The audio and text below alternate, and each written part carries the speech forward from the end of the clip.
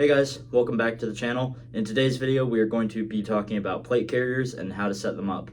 So I brought my personal plate carrier in just to show everyone kind of what a general purpose plate carrier setup is supposed to look like. So be prepared to either get mad or open your minds and learn something.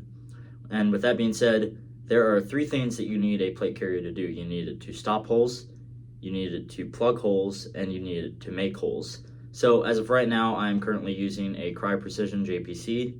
It's a very lightweight plate carrier by all means. It's a 1.0, so it's not nearly as good as the more high-speed systems out there, such as the Spiritus Systems Overt or the Velocity System Scarab, which both are great plate carriers, but the price points may seem a little bit high for those on a budget. So the reason why I'm using the JPC is because it's what works for me. I like its light skeletal design. As you can see, the cummerbund is very light yet breathable, and it does what I need it to do. So right now I am currently using level 4 ESAPI plates in this, and from the side you can see the rigidity of each plate bag, so the front and then the back. Now with sizing plates, it can be a little bit difficult. It'll vary by the person, and right now I'm using 10x12s. So the 10x12s should start at the base of your collarbone and go at least to the top part of your navel. And as you can see from the back, it should start at your L2 and proceed down, and the plate carrier should sit even. The shoulder straps are adjustable, so you can adjust the ride height of each plate bag to fit your body size. So with that out of the way, the ESAPI plates are great. There are obviously different ones out there because ESAPI plates are normally issued to military and law enforcement and the like. But you can get other plates like Hesco's from 2X Arms with a more aggressive cut, or you can get RMA armament plates, which make up to level 4 plates as well. So I definitely recommend looking at both of those companies. Now, the reason why the plate carrier is different from the older IOTVs of yore is that it lacks an abundance of soft armor. So back during the Iraq War days, a lot of injuries were caused by IEDs and shrapnel. And that was when you saw guys wearing, the groin protectors and the shoulder pads and the whole 9 yards. But it wasn't just from shrapnel, it was from blast protection. Because while you may have your Gucci plate carrier and whatnot, a good blast will definitely rattle and liquefy your insides. And suddenly your plate carrier doesn't seem so cool. Or it'll be cool for somebody who picks it off your corpse, obviously. So by all means, I would recommend looking into getting some sort of soft plate backers for plate carriers if you need to. Otherwise, just live and let learn, I guess. So moving on to the second part of plate carrier theory, plug-in holes. Now I make it a habit to carry a lot of first aid on me because I like to keep my blood and my innards and everything else in my body where it belongs and not leaking out, because I thought that the IFAC or even a tourniquet was way too much to have on me, so I left it back at the car or I left it at home. And now this plate carrier is going to be of no use to me because I took a round in the femoral artery and I had no means to stop the bleeding. So, not so cool, right? Now, the tourniquet is going to be the most quintessential part of life-saving equipment in those first couple of moments where you take that bullet to the arm or the leg and you start bleeding profusely. So, with that being said, it's why I have it staged to where I can reach it with both hands. So I can reach it with my left and my right if need be. There have been accounts of people who have had their arms or legs blown off, and obviously you can't do much with a bloody stump.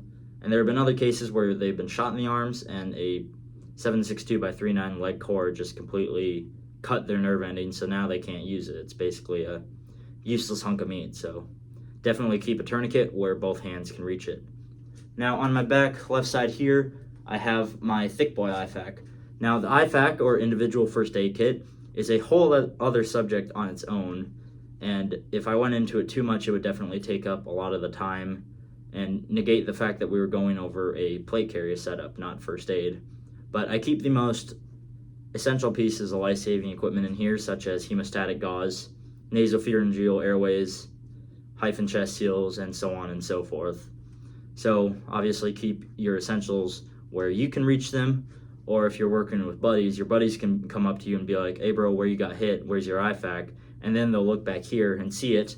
They'll take the tray out and then they'll go to work on you and hopefully save your life. Moving on to the last part of plate carrier setups that everybody wants to talk about, and that is making holes.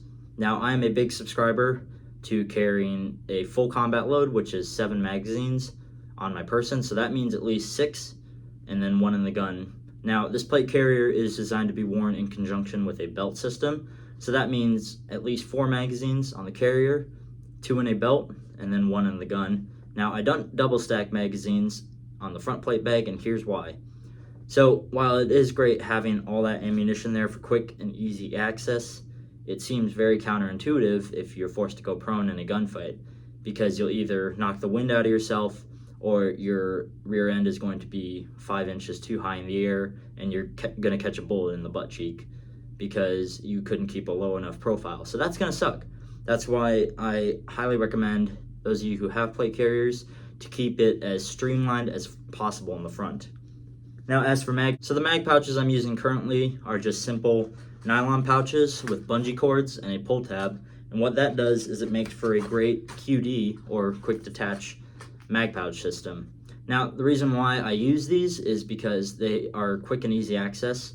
I used to use open top mag pouches that offered no retention aside from maybe some passive, because I thought that was great. It was good for quick reloads and whatnot, but it was the next thing to useless because I was skull dragging or low crawling / high crawling through the dirt from one position to another, and I realized when I got into the next position and tried to reload that I left all my other magazines back there some 50 odd meters behind me because I had made a poor decision in mag pouches.